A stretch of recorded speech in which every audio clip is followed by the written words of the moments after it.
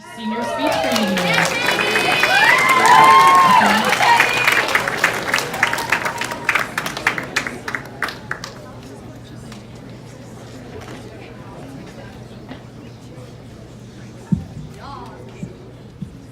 Okay.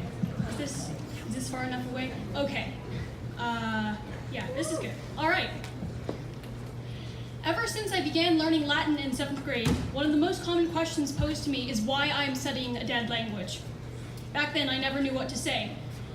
After all, Latin has been out of common spoken use for hundreds of years. Its most common use in popular culture today is to make something sound ancient. But I have realized since then that I do have an answer. Latin is still very much alive. So this I believe, Latin is not dead.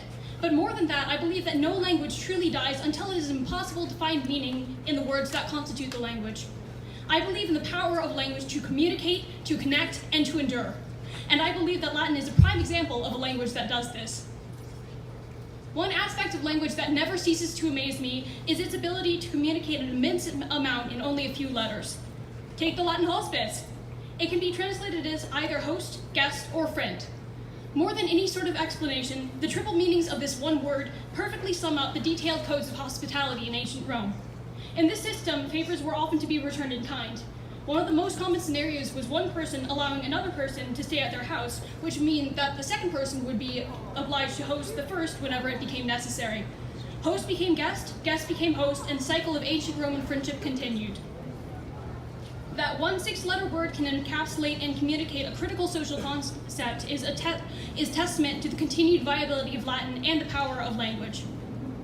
Perhaps more importantly, languages like Latin are able to transmit and preserve a person's thoughts, ideas, and emotions in a very clear way.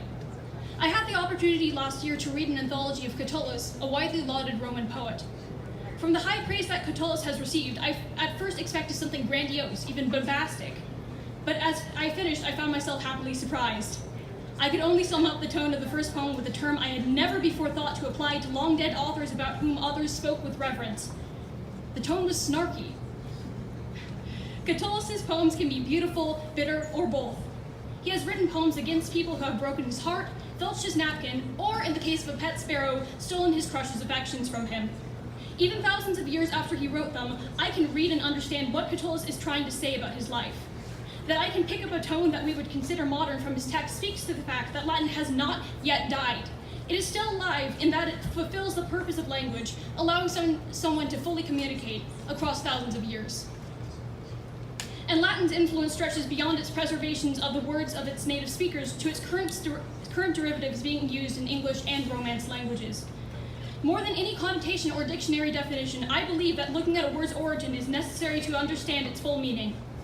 While taking my first Latin class in 7th grade, I discovered etymology, which our class used as a way to connect vocabulary words to their derivatives in order to remember them more easily. More than just a study tool, etymology really drew me in when I fully appreciated that the meaning of a derived word was directly influenced by the meanings of its roots.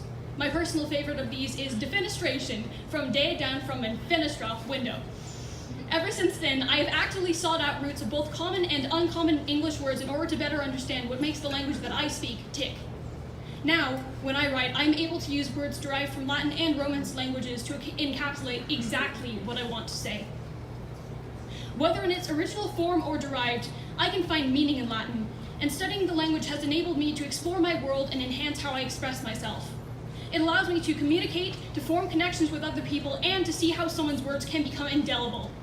I believe that Latin, like all spoken languages today, is alive and well, and I am proud to keep it that way. Thank you.